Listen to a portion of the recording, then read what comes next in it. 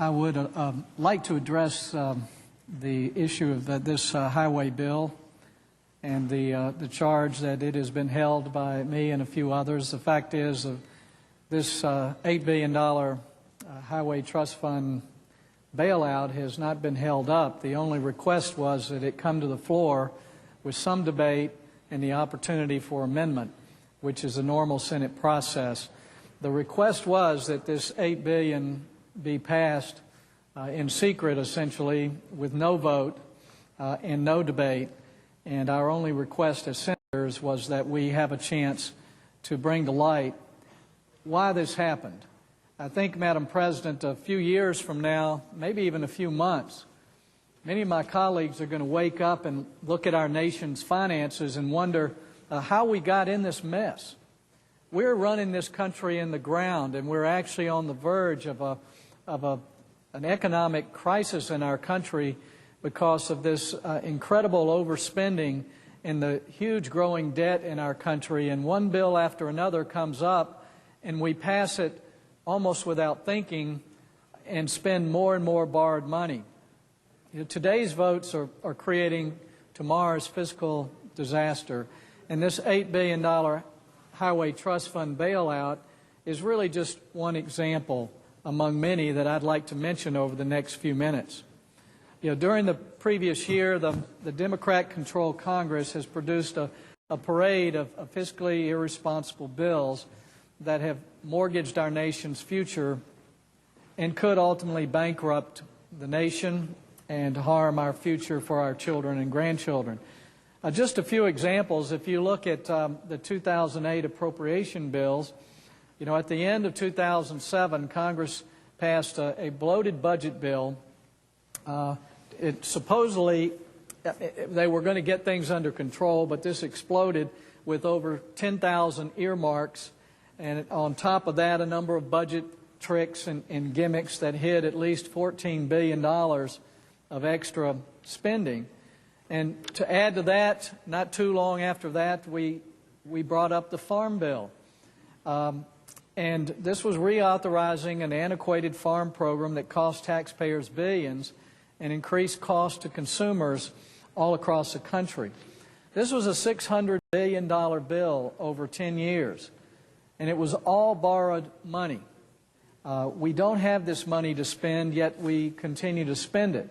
It included numerous wasteful, unnecessary earmarks that had nothing to do with a solid farm bill.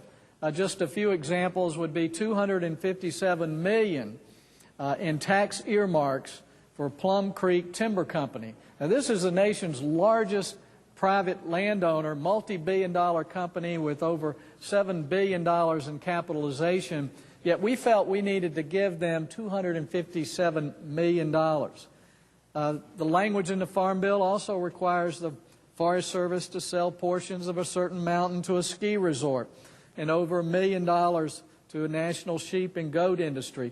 All worthy causes, I'm sure, but not worthy of more borrowed money and more debt on the future of Americans. The stimulus package, the so-called stimulus package, over $100 billion was supposed to help solve our problems, and certainly it didn't. We sent checks to all Americans, but did little to fix the problem. Over $100 billion of more borrowed money that we didn't have as a nation, just sending checks to people to really build up our political clout rather than really do something for the country. We need to do things like have a predictable tax code, lower our corporate tax rate, make the current tax rates permanent so businesses and investors would know what their tax rate will be in the future. But we don't debate that. We just send out checks with borrowed money. And everyone knows more and more about the housing bill. Housing bill bailed out mortgage companies that had made bad loans and ultimately included a section that allowed the United States government to essentially nationalize the mortgage industry in this country.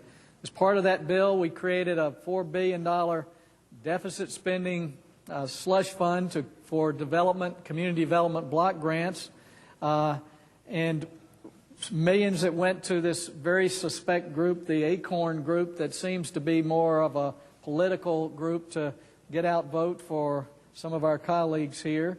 And now we know that we've taken over these two large companies of Fannie Mae and Freddie Mac, and now the taxpayer is on the hook for what could be hundreds of billions of dollars because of the lack of congressional oversight over the last several years.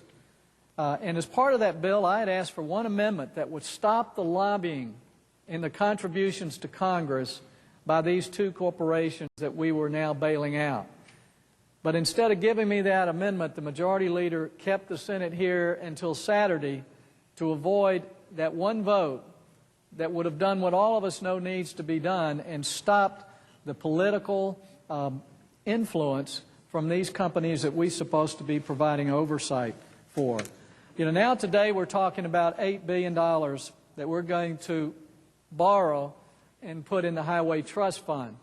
Now, supposedly back in the late 90s, $8 billion was taken as part of agreement to set up this separate trust fund. I'll take them at their word for that. But we've had numerous opportunities this year to save more than that amount of money if we knew we needed it. Frankly, the Department of Transportation says highway infrastructure is one of the most important things we can do as a nation. But so much of this bill is not about roads and bridges.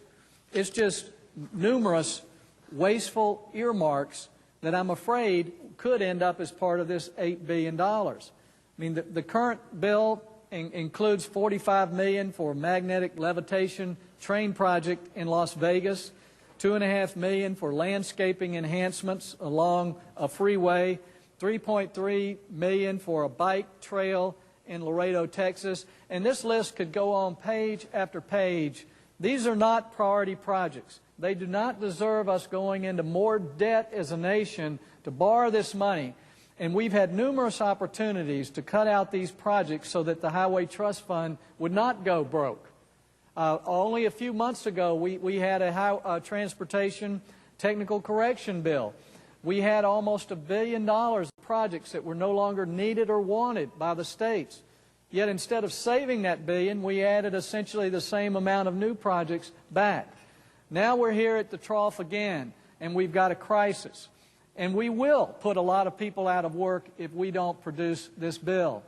That's why we've agreed to forego the opportunity to offer amendments, even though we should not pass an $8 billion bill without the opportunity to debate it in more detail. I would just like to remind my colleagues, we don't have this $8 billion. It's borrowed money, and we're going to move it from one account to another and borrow it from who knows where, China or somewhere else, because we don't have that money. But there are numerous problems with this, and we need to recognize that the earmarks, the wasteful earmarks, are taking priority national projects and putting them places they don't need to be. And our lack of an energy policy in this nation that has run up the cost of gasoline has restricted the ability of Americans to travel, and that in itself has reduced the revenues to the trust fund. So we've caused this problem ourselves by congressional mismanagement, and now we want the taxpayers to bail out again. Again, this is a bill I think we need as far as funding projects, but the way it's done and the fact that it's done with no more accountability on earmarks and the things that have caused the problems makes it very difficult to support the bill, even though I see long-term highway funding being one of the most important things we can do. I hope the chairman and ranking members of the committee will consider next year, as we go into reauthorizing a highway program, the fact that the federal government should no longer be involved in non-federal projects around the country.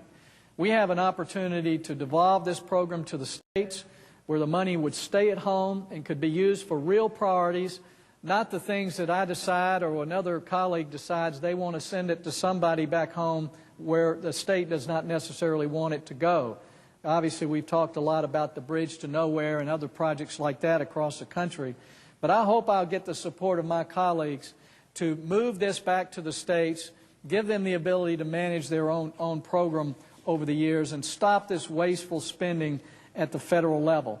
There were a number, again, of amendments that we would have liked to have the opportunity to offer, and I'd like to warn my colleagues the pattern that's developing here is we're passing bills by unanimous consent, no debate, no amendment. This goes on bill after bill, and we're passing very bad legislation with very little accountability to the American people. But I appreciate the passion of Senator Inhofe and others who know that we need to push this through, and it's not fair to the states or to the workers to blindside them with shortfalls like we have. But our shortfalls are our own doings, and it's because of our own waste and incompetence here in Congress that we've ended up with this problem and more debt on the American people. And I hope next year we will go about doing it in a much better way than we've done in the past.